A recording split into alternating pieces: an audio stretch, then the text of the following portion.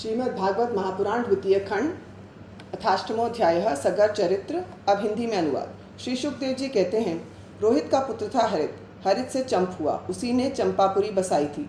चंप से सुदेव और उसका पुत्र विजय हुआ, विजय का भरुक, भरुक का वृक और वृक का पुत्र हुआ बाहुक। शत्रुओं ने बाहुक से राज्य छीन लिया, तब वह अपनी पत्नी के साथ वन में चला गया। वन में जाने पर बुढ़ापे के कारण जब बाहुक की मृत्यु हो गई, तब उसकी पत्नी भी उसके साथ सती होने को उद्यत हुई। परंतु महर्षि औरवक को ये मालूम था कि इसे गर्भ है, इसलिए उन्होंने उसे सती होने से रोक दिया। जब उसकी सौतों को ये बात मालूम हुई तो उन्होंने उसे भोजन के साथ गर विष दे दिया, परंतु गर्भ पर उस विष का कोई प्रभाव नहीं पड़ा, बल्कि उस विष को लिए हुए ही एक बालक का जन्म हुआ, जो गर्भ के साथ पैदा होने के कारण सगर कहलाया। सगर बड़े यशस्वी राजा हुए। सगर चक्रवर्ती सम्राट थे। उन्हीं के पुत्रों ने पृथ्वी खोदकर समुद्र बना दिया था। सगर ने अपने गुरुदेव औरवक की आज्ञा मानकर तालजंग, यवन, शक, हैहय और बर्बर जाति के लोगों का वध नहीं किया, बल्कि उन्हें विरूप बना दिया। उसमें कुछ के सिर मुड़वा दिए, कुछ के मूछ दाढ़ी रखवा दी, कुछ को खुले बालों वाला बना दिया तो कुछ को आधा मुंडवा दिया। कुछ लोगों को सगर ने केवल वस्त्र ओढ़ने की ही आज्ञा दी, पहनने की नहीं, और कुछ को केवल लंगोटी पहनने की ही आज्ञा दी, ओढ़ने की नहीं। उसके बाद राजा सगर ने और ऋषि के उपदेशानुसार अश्वमेध यज्ञ के द्वारा संपूर्ण वेद एवं देवतामय आत्मस्वरूप सर्वशक्तिमान भगवान की आराधना की। उसके यज्ञ में जो घोड़ा छोड़ा गया था उसे इंद्र ने चुरा लिया। उस समय महारानी सुमति के गर्भ से उत्पन्न सगर के पुत्रों ने अपने पिता की आज्ञानुसार घोड़े के लिए सारी पृथ्वी छान डाली।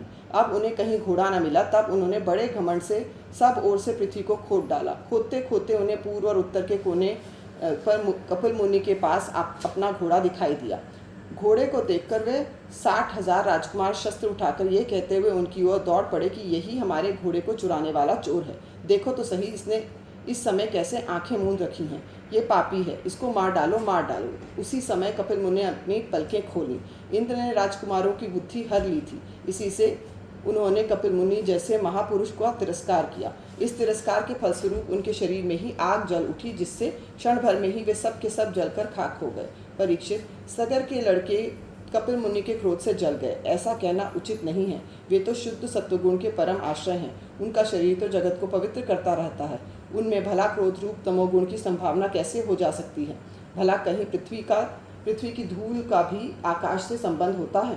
ये संसार सागर एक मृत्युमय पथ है, इसके पार जाना अत्यंत कठिन है। परंतु कपिल मुनि ने इस जगत में सांख्य शास्त्र की एक ऐसी दृढ़ नाव बना दी है, जिससे मुक्ति की इच्छा रखने वाला कोई भी व्यक्ति उस समुद्र के पार जा सकता है। वे केवल परम ज्ञानी ही नहीं, स्वयं परमात्मा हैं। उसमें भला ये शत्रु है और ये मित्र, इस प्रकार की भेदबुद्धि कैसे हो सकती है? सगर की दूसरी पत्नी का नाम था केशिनी।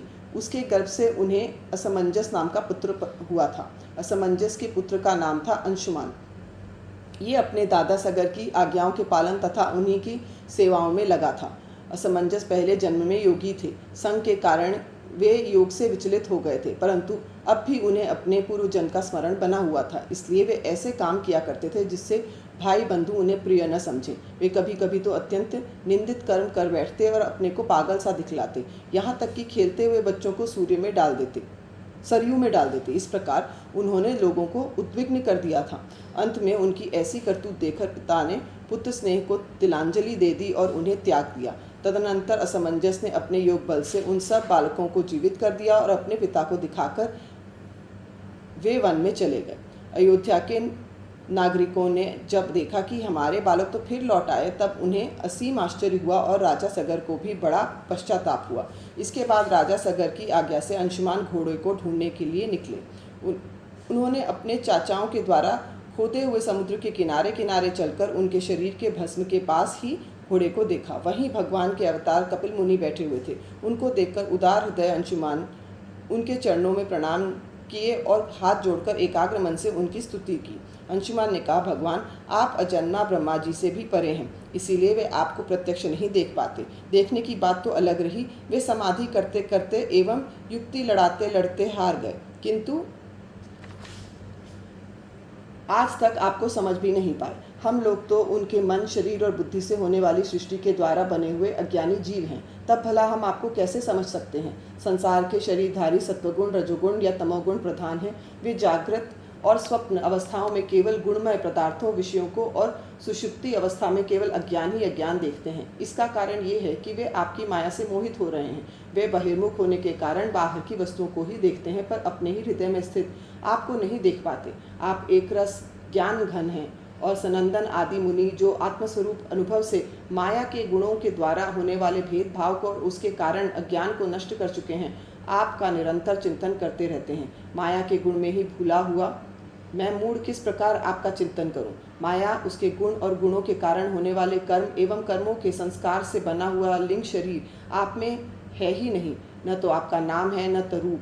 आप में न कार्य है और न तो कारण। आप सनातन आत्मा हैं। ज्ञान का उपदेश करने के लिए ही आपने ये शरीर धारण कर रखा है। हम आपको नमस्कार करते हैं। प्रभु, ये संसार आपकी माया की करामात है। इसको सत्य समझकर काम, लोभ, ईर्ष्या और मोह से लोगों का चित्त, शरीर तथा आदि में भटकने लगता है।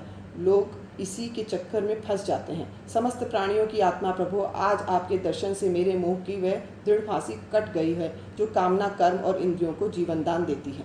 श्री सुखदेव जी कहते हैं, परीक्षित, जब अंशुमान ने भगवान कपिल मुनि के प्रभाव का इस प्रकार गान किया, तब उन्होंने मन ही मन अंशुमान पर बड़ा अनुग्रह किया और कहा, श्री भगवान ने कहा, बेटा, ये घोड़ा तुम्हारे पितामह का यज्ञ पशु है। इसे तुम ले जाओ। तुम्हारे जले हुए चाचाओं का उद्धार केवल गंगा जल से होगा और कोई उपाय नहीं है। अंशुमान ने बड़ी नम्रता से उन्हें प्रसन्न करके उनकी परिक्रमा की और वे घोड़ों को ले आए। सगर ने उस यज्ञ पशु के द्वारा यज्ञ की शेष क्रिया समाप्त की। तब राजा सगर ने अंशुमान को राज्य का भार सौंप दिया और वे स्वयं विषयों से निष्प्रिय एवं बंधन मुक्त हो गए। उन्होंने महर्षि और के बतलाए हुए मार्ग से परम पद की प्राप्ति की।